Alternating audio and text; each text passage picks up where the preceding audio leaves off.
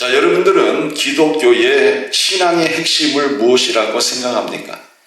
이 기독교의 핵심은 바로 부활입니다.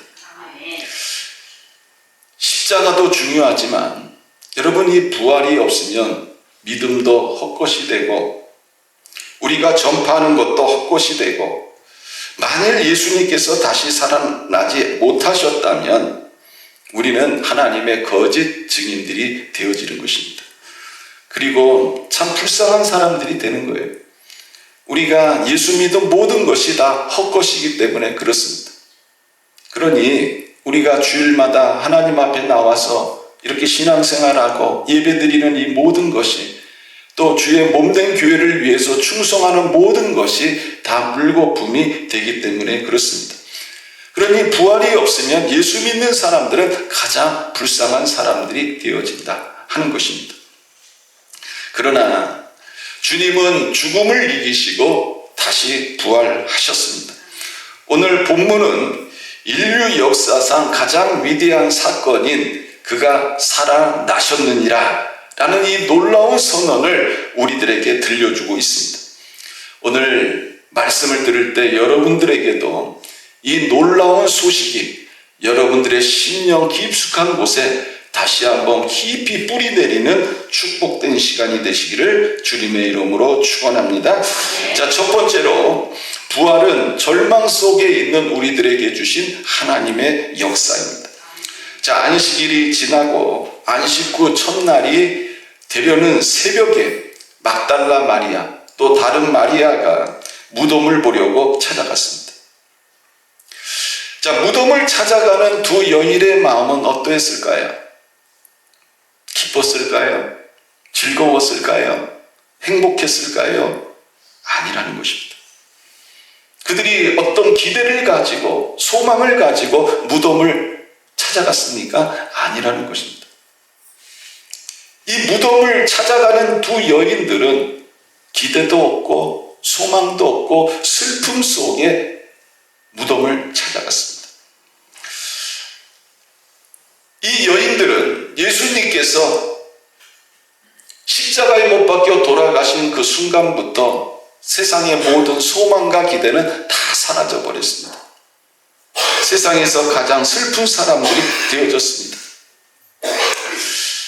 자, 이 여인들이 새벽에 그 무덤을 향하여 갈 때 무엇을 가지고 갔습니까? 성경에 뭐라고 나와 있어요? 새벽에 무덤을 향해서 가는데 손에 무엇을 가지고 갔습니까? 향품을 가지고 갔다. 뭘 가져가요? 향품을 가져갔다. 여러분, 이 향품은 뭐에 쓰려고 가져갔습니까? 예수님의 그 시신에 그것을 바르기 위해서 가져간 거예요. 자, 그러면 이 여인들이 무덤을 향해서 갈 때 어떤 마음을 가지고 갔는지 우리는 충분히 알 수 있다는 것입니다. 이 무덤을 향하여 갈 때 이 여인들은 누구를 만나기 위해서 간 거예요? 맞습니다. 돌아가신 예수님. 산 예수님이 아니고, 다시 살아계신 예수님이 아니고 누구를 만나러 간 거예요? 죽은 예수님. 죽은 예수님을 만나러 간 거예요. 왜? 그 죽은 예수님의 그 시신에 뭐를 바르기 위해서? 향품을 바르기 위해서 간 것입니다. 자, 그런데 어떤 일이 일어납니까? 자, 우리 2절 말씀 같이 한번 읽어볼까요? 자, 시작. 큰 지진이 나며 주의 천사가 하늘로부터 내려와 돌을 굴려내고 그 위에 앉았는데, 여인들은요 아무 기대가 없었어요. 단지 죽은 그 예수님의 시신을 자신들이 가지고 간 그 향품을 바르기를 원했습니다. 이게 이 여인들의 기대요 소망이었다는 것입니다. 그런데 그 순간에 놀라운 일이 일어납니다. 큰 지진이 일어났고 돌 무덤을 막고 있는 그 돌을 누가 치워줬다는 거예요. 누굽니까? 주의 천사들입니다. 여러분, 천사들이 있을까요? 없을까요? 있어요. 오늘 읽은 이 본문에도 주의 천사들이 이 돌 무덤을 막고 있는 그 돌을 치워줬다 이렇게 말하고 있습니다. 어떤 목사님은 천사가 없다고 얘기를 해요. 지금 뭔 얘기를 하냐고. 근데 우리가 성경을 읽어보면 천사들이 등장을 해요. 자, 여인들이 소망도 없습니다. 기대도 없습니다. 그리고 자신들의 힘으로는 그 어떤 것도 하지 못할 때에 지금 누가 일하고 있습니까? 주의 천사들이 일하고 있었습니다. 여러분, 주의 천사들이 일하고 있다는 것은 누가 일하고 있는 거예요? 하나님이 일하고 계셨다는 거예요. 여러분, 우리의 삶도 이렇다는 거예요. 이제 내 삶이 끝났습니다. 내가 소망도 없고 기대도 없습니다. 내 능력으로는 이 문제를 해결할 수 없습니다. 정말 그 무덤 속에 죽어서 누워있다고 생각했던 그 예수님의 시신처럼 나도 그런 존재와 박물하다고 느낄 때에 여러분, 누가 일하십니까? 하나님이 일하신다는 거예요. 누가 일하신다고요? 하나님이 일하시는 거예요. 요셉도 여러분 감옥에 갇혔습니다. 감옥 안에서 그가 할 수 있는 것이 무엇이 있었을까요? 아무것도 없었습니다. 말 그대로 잊혀진 존재요, 죽은 존재에 박물한 사람이었습니다. 다니엘이 사자굴에 떨어졌을 때도 마찬가지였습니다. 여러분, 왜 다니엘을 사자굴에 집어 던졌습니까? 사자의 밥이 되게 하려고 그 굶주린 사자들에게 밥으로 준 거예요. 그럼 다니엘에게 무슨 소망이 있었겠습니까? 사자굴에 던져질 때 이제 죽었구나. 그래, 하나님께 맡기자. 아마 이렇게 생각했을 것입니다. 그런데 그 순간에 누가 일하고 계셨습니까? 하나님이 일하셨어요. 하나님이 어떻게 일하셨습니까? 사자들의 입을 다 봉해버렸어요. 다니엘을 건드리지 못하게 합니다. 먹고 싶어도 먹을 수가 없는 거예요. 그림 앞에 떡이요. 왜? 하나님이 입을 다 봉해버렸어요.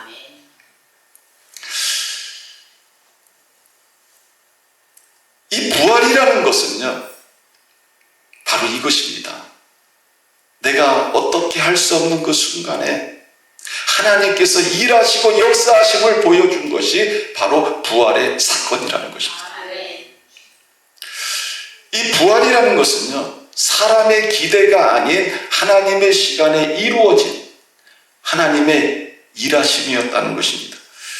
혹시 여러분들 중에서도 어떤 문제로 인해서 절망 가운데 있는 분들이 있습니까? 문제가 해결이 안 되고 기도해도 응답이 없고 문제의 이 농도는 점점 깊어지고 입에서는 한숨이 나오고 점점 나를 절망의 나락으로 빠지게 하는 그런 상황에 놓여 있는 분들이 있지는 않습니까?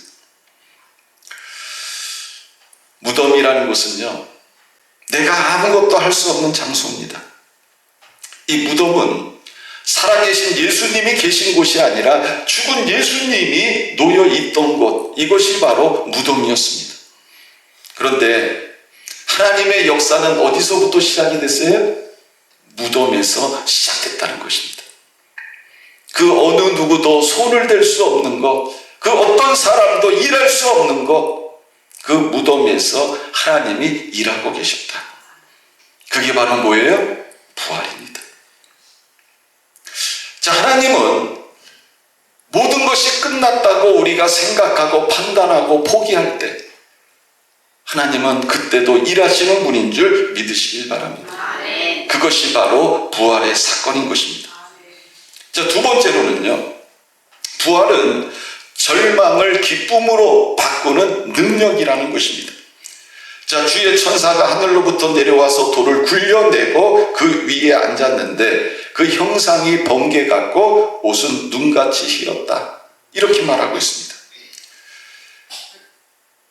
이때 예수님의 무덤을 지키던 사람들이 있었어요. 그 모습을 보고 두려워하며 무서워했다. 또 죽은 사람과 같이 되었다고 말하고 있습니다. 여러분, 여인들도 마찬가지요. 막달라 마리아와 다른 여인 마리아도 마찬가지였다는 것입니다. 천사가 두려워하는 여인들에게 이렇게 말을 합니다. 너희는 무서워하지 말라. 십자가에 못 박히신 예수를 너희가 찾는 줄을 내가 아노라.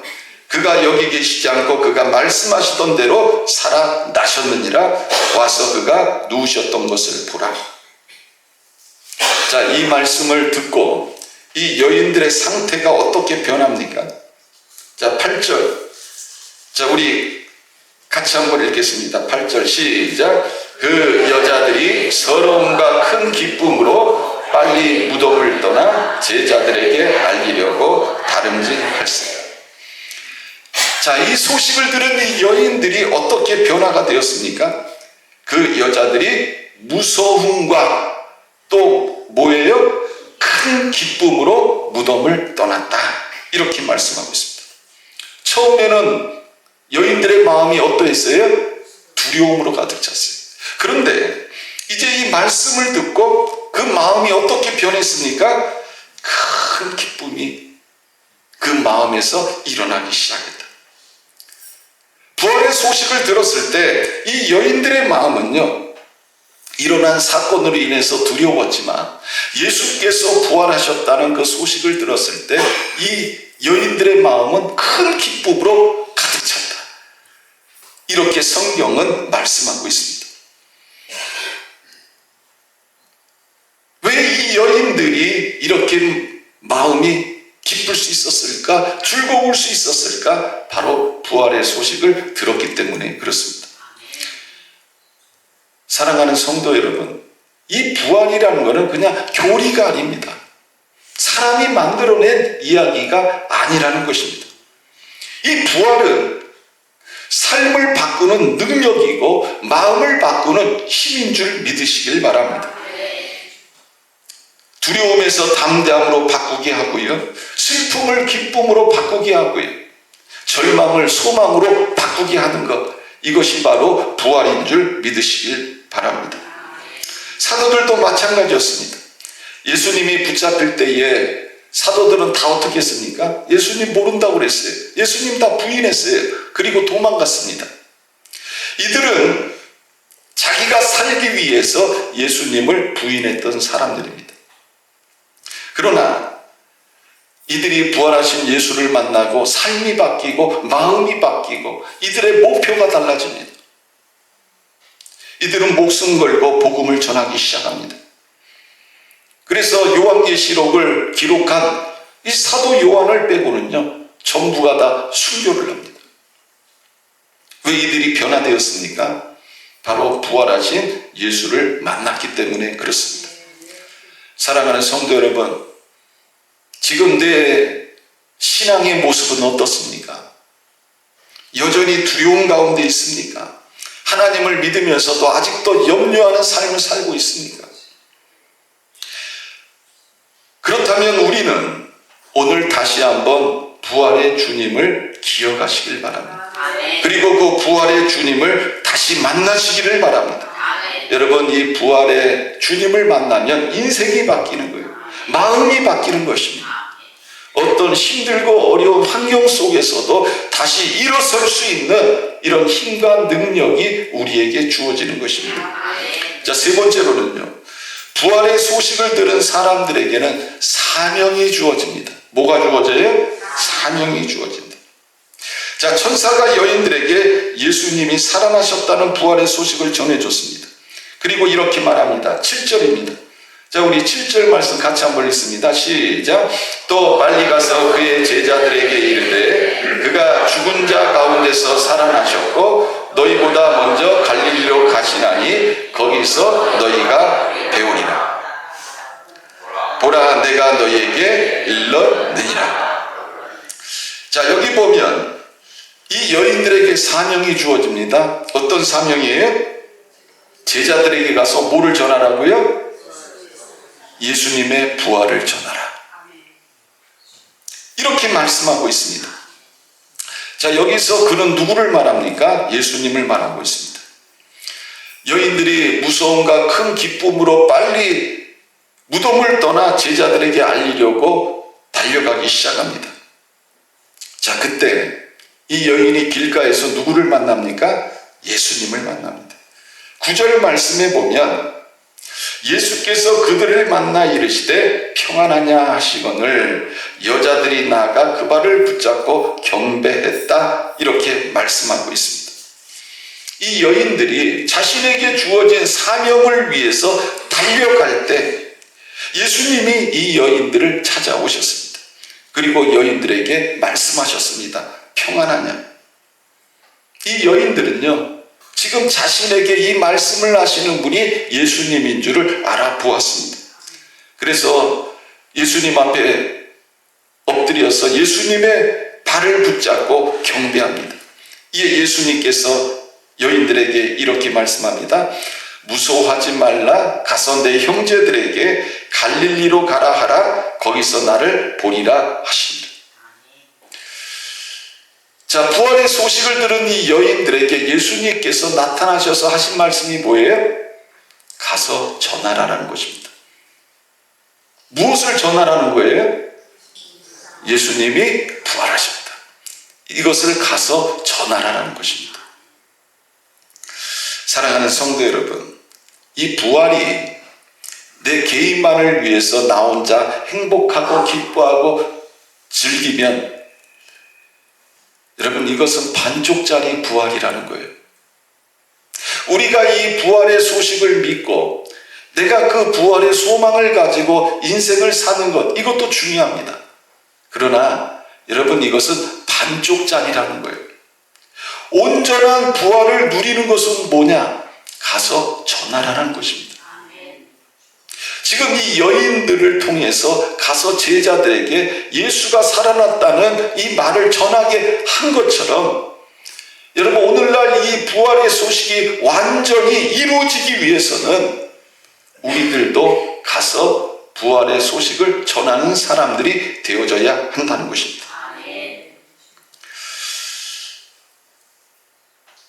오늘 부활의 소식을 우리가 들었습니다. 그러면 우리에게 주어진 사명이 뭐예요? 가서 전하라는 것입니다. 내 가정에서, 내 직장에서, 내가 있는 공동체 안에서 내 이웃 사람들에게 이 부활하신 예수를 전해야 되는 것입니다. 이럴 때에 온전한 이 부활의 역사가 완성되어짐을 성경은 우리들에게 말씀하고 있습니다. 여러분, 복음은 이미 완성되었습니다. 예수님은 이미 부활하셨습니다. 그러나 이 부활의 기쁨이 배가 되어지고 하나님을 기쁘게 하는 유일한 길은 다른 게 아니에요. 바로 가서 전하라는 것입니다. 다른 사람들에게도 이 부활하신 예수를 전하라는 것입니다. 이 부활의 소식을 나누어 줄 때 비로소 이 부활이 완성되어짐을 성경은 우리들에게 말씀하고 있는 것입니다. 자, 이제 결론을 맺습니다. 사랑하는 성도 여러분, 그가 살아나셨느니라. 이 한 문장이 우리 인생을 바꿉니다. 부활은 절망 가운데 있는 우리들에게 일하시고 역사하시는 하나님의 놀라운 은혜요, 축복이요, 능력임을 우리들에게 말씀하고 있습니다. 그리고 이 부활은 우리를 사명의 자리로 보내는 능력입니다. 자, 마지막으로 이 9절 말씀을 보면 예수께서 그들을 만나 이르시되 평안하냐 하시거늘, 이렇게 말씀하고 있습니다.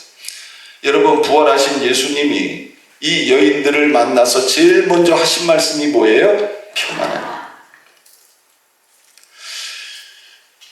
자, 오늘 이 말씀은 우리의 삶 속에서 불안과 두려움과 염려와 근심과 걱정 속에 살고 있는 우리들에게 부활하신 예수님은 우리에게 평안을 주시기 위해서 우리에게 찾아오셨다는 것입니다.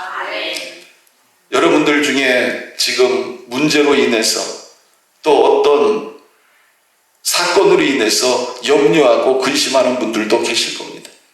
그러나 오늘 주님께서 우리에게 주시는 이 말씀, 평안하냐, 평안하라 하는 이 말씀을 여러분들이 마음에 다시 한번 새기고, 불안하고 두려운 현실 속에서도 이 부활의 주님으로 인하여 주님이 우리에게 주신 이 평안을 누릴 수 있는, 그리고 이 모든 것을 이겨낼 수 있는 그런 저와 여러분들이 되시기를 주님의 이름으로 축원합니다.